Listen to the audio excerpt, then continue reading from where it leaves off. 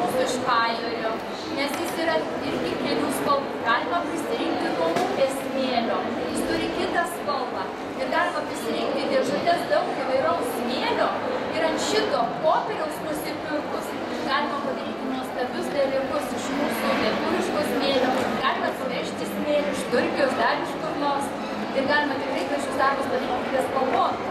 Nes tas smėlis jis neturi reikšmės, ar jisai dažytas ar ne. Tas tikrai nedažytas.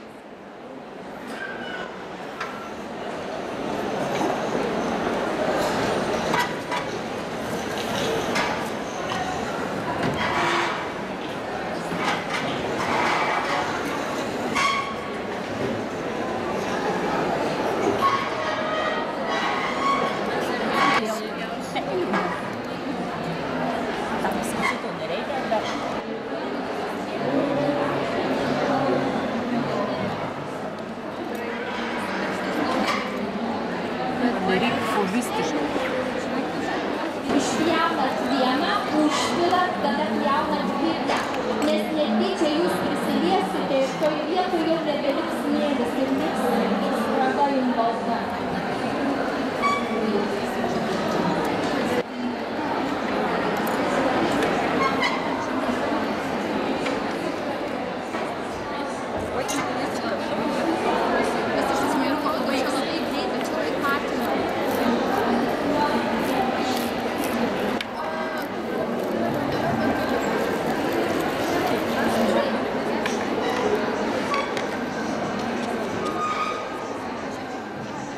Galiu jums parodyti, va čia yra šitą techniką atlikta mandala. Iš tikrųjų, jinai atrodo kaip freska. Galima ją įsirėminti ir pasikabinti ant sienos. Galima daug pasikabinti. O ne gerai, čia jūs jau nudažėte.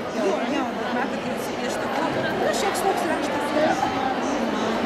Tai va, ir dabar jums parodyti.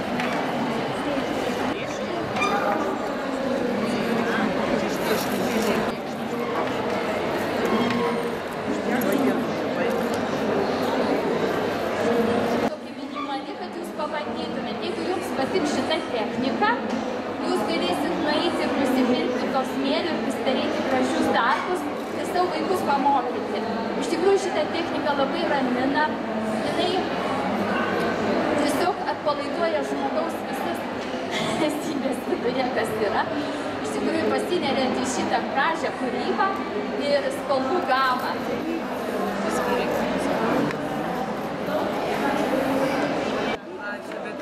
Ten kitas, kitas yra jo technika.